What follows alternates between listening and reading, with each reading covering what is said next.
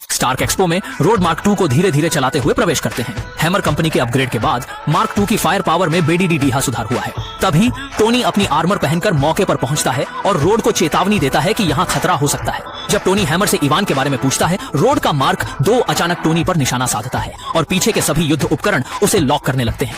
यह सब इवान के नियंत्रण में है। आम नागरिकों की सुरक्षा के लिए टोनी आकाश में उड़ जाता है। सभी युद्ध उपकरण उस पर गोलीबारी करते हैं और फिर उड़कर टोनी का पीछा करते हुए आकाश में लड़ाई करते हैं। इस समय लोहे के आदमी का मास्क पहने बच्चे को खतरा होता है, लेकिन टोनी समय पर पहुंचता है।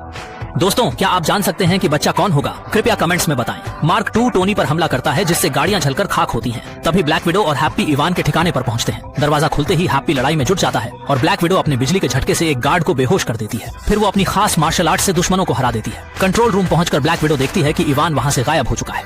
टोनी को मदद की अब बस एक ही उम्मीद है, मार्क II का नियंत्रण हटाना। वह रोड को होश में लाता है। जब वे रणनीति की बात करते हैं, तभी और ज्यादा दुश्मन उन्हें घेर लेते हैं। लड़ाई करीब है।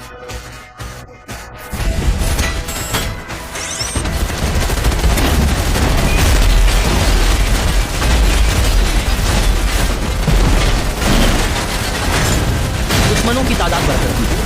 टोनी रोड से झुकने को कहता है और सुपर अटैक चालू करता है। तब सारा परिवेश युद्ध सामग्री से मुक्त हो जाता है। तभी इवान अपनी नई स्ट्रांग आर्मर के साथ आकर अपग्रेडेड बिजली के कोड़े से हमला करता है। रोड टोनी को पीछे हटने को कहता है, क्योंकि वह मिसाइल का इस्तेमाल करने वाला है।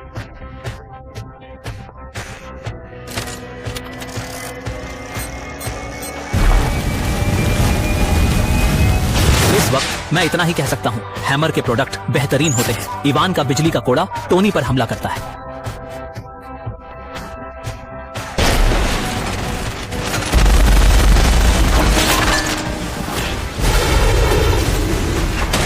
लेकिन कहानी में बड़े ही पलट है। दोनों ही इवान का सामना करने में विफल साबित होते हैं।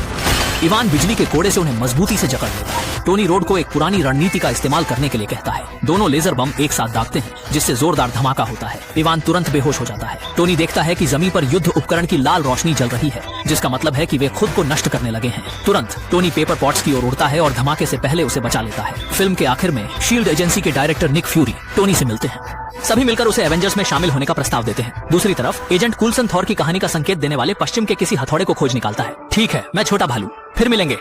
अगर ये आपको पसंद आए तो लाइक और फॉलो जरूर करें।